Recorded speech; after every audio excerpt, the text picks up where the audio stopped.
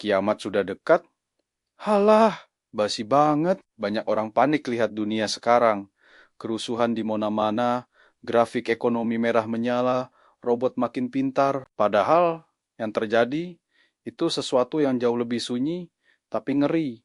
Dunia lagi ganti sistem. Sistem lama yang dibangun buat zaman industri udah nggak kuat lagi menampung realitas baru. Ibaratnya, lu punya HP Nokia jadul, tapi dipaksa install aplikasi zaman sekarang, yang ngeheng dong. So, do you want to keep lamenting the dimmed light or learn to read the direction of a new world?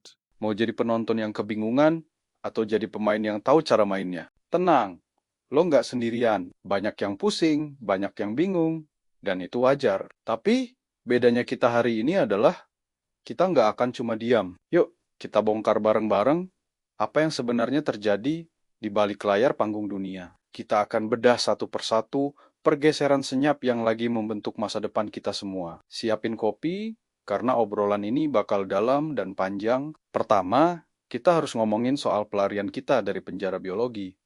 Kedengarannya kayak judul film sci-fi kan? Tapi ini nyata. Tahu nggak sih? Proses ini sebenarnya udah dimulai sejak 2,5 juta tahun lalu. Pas nenek moyang kita pertama kali bikin kapak batu, itu adalah momen pertama manusia menggunakan teknologi untuk melampaui batasan fisiknya. Sekarang, kita masuk ke tahap yang disebut post-biological. Batas antara yang alami sama yang buatan itu makin kabur. Coba deh pikirin.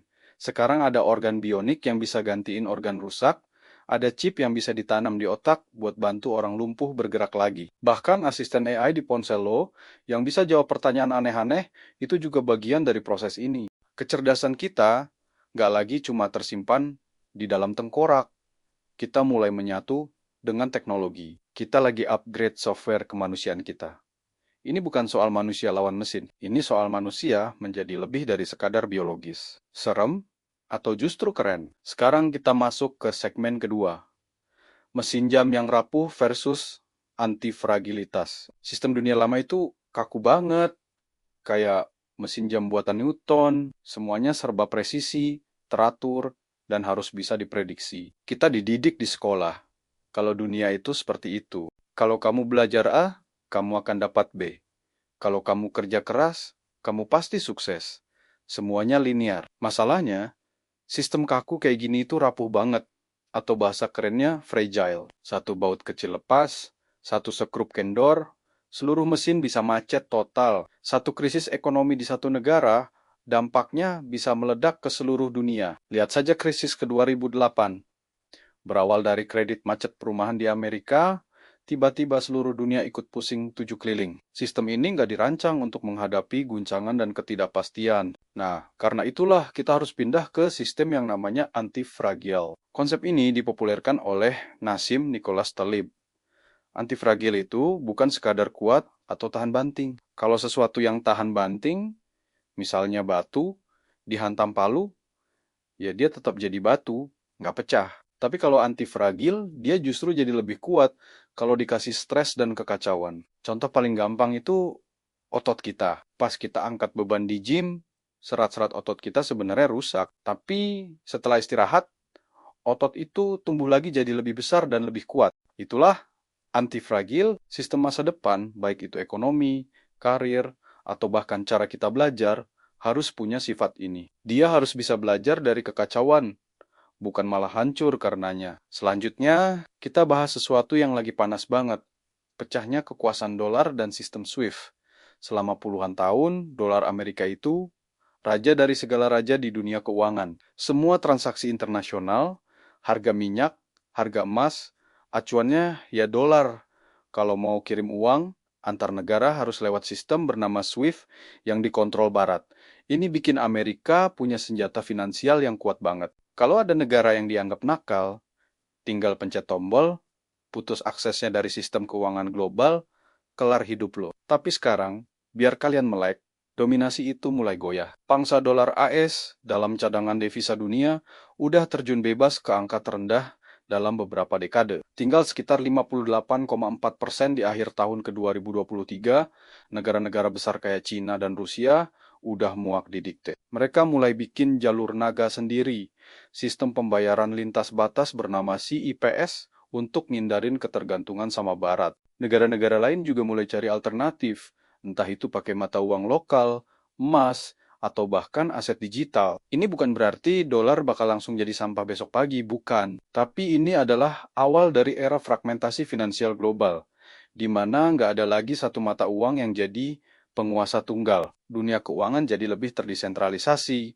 lebih multipolar, dan ini punya dampak besar ke semua hal, dari perdagangan sampai geopolitik. Terus ada fenomena di Great Reset dan era kerjaan gabut. Ingat nggak pas pandemi, tiba-tiba semua orang kerja dari rumah, batas antara kantor sama ruang tamu jadi nggak ada. Nah, momen itu ternyata jadi tombol riset raksasa buat sikap tenaga kerja global. Jutaan pekerja, terutama generasi muda, tiba-tiba sadar, ngapain gua capek-capek, macet-macetan setiap hari buat kerjaan yang nggak gua suka. Di bawah bos yang nyebelin, cuma buat jadi nomor antrean di perusahaan raksasa. Terus ingat nggak pas tahun 2021, orang-orang pada pamer cuan kripto dan saham. Banyak yang lihat temennya bisa dapat duit gede dari laptop di rumah. Ini memicu gelombang yang disebut The Great Resignation.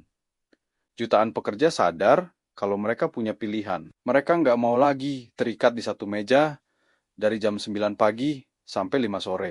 Perusahaan-perusahaan, terutama di bidang teknologi, sampai pusing tujuh keliling cari orang. Mereka akhirnya dipaksa nawarin gaji gila-gilaan, kerja fleksibel, dan fasilitas aneh-aneh cuma buat narik talenta digital. Ini bukan lagi soal perusahaan milik karyawan, tapi karyawan milik perusahaan. Kekuatan tawar-menawar udah bergeser. Lanjut, bisnis sekarang bukan cuma soal cuan. Ada revolusi besar yang namanya SJ.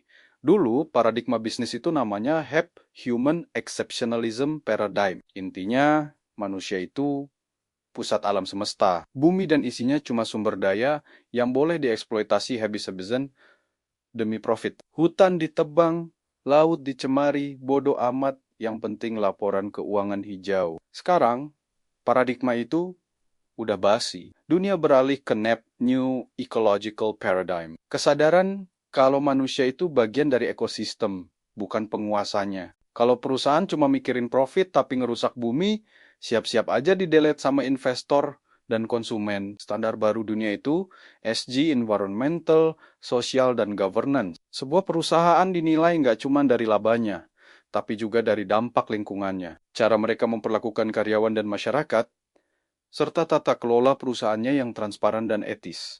Sukses itu sekarang harus seimbang antara 3P, yaitu profit, people, dan planet. Ini bukan lagi cuma sekadar pencitraan, tapi jadi syarat mutlak buat bisa bertahan di jangka panjang. Terakhir, di tengah semua kemajuan teknologi dan kecerdasan buatan, justru ada gerakan balik ke hal yang paling dasar. Rehumanisasi, aneh kan? Di satu sisi kita punya AI yang makin pinter ngerangkai kata dan analisis data, tapi di sisi lain sistem-sistem vital kayak kesehatan malah jadi makin kaku dan gak manusiawi. Pasien seringkali cuma dianggap sebagai nomor rekam medis, kumpulan gejala, dan daftar tagihan. Proses penyembuhan jadi kayak administrasi penderitaan. Karena itulah muncul gerakan sastra kesehatan atau naratif medicine. Salah satu tokohnya di Indonesia itu Ferizal. Intinya sederhana tapi mendalam. Penyembuhan sejati itu bukan cuma soal ngasih obat yang tepat, tapi juga soal empati, soal mendengarkan cerita pasien sebagai manusia utuh, dengan ketakutan, harapan, dan kehidupannya. Mengembalikan sisi kemanusiaan ke dalam praktik medis, ini jadi pengingat penting, bahwa secanggih apapun teknologi kita, pada akhirnya kita semua tetaplah manusia yang butuh didengar dan dipahami. Jadi, setelah kita bongkar semua ini, apa kesimpulannya? Apa strategi kita buat bertahan di tengah benturan zaman ini? Jawabannya simple. Unlearn and relearn. Lupakan cara-cara lama dan buka pikiran buat belajar hal-hal baru. Gak butuh jadi yang paling pintar buat selamat, sobat. Cukup jadi yang paling gak kaget pas aturan main diganti di tengah jalan. Strateginya, berhenti bikin rencana 10 tahun yang kaku dan detail. Itu udah nggak relevan. Mulailah apa yang disebut strategic exploration, alias banyakin eksperimen kecil. Coba hal baru, pelajari skill baru, bangun jaringan baru. Kalau gagal, ya nggak apa-apa, anggap aja lagi riset. Justru dari kegagalan-kegagalan kecil itulah kita belajar dan jadi lebih kuat, jadi antifragil. Dunia baru nggak nuntut lo buat jadi sempurna. Dunia baru cuma nuntut lo buat mau dan mampu beradaptasi. Jangan takut sama perubahan, justru menarilah bersamanya. Gue cabut dulu, tetap kritis, tetap haus fakta. Sampai jumpa di video selanjutnya.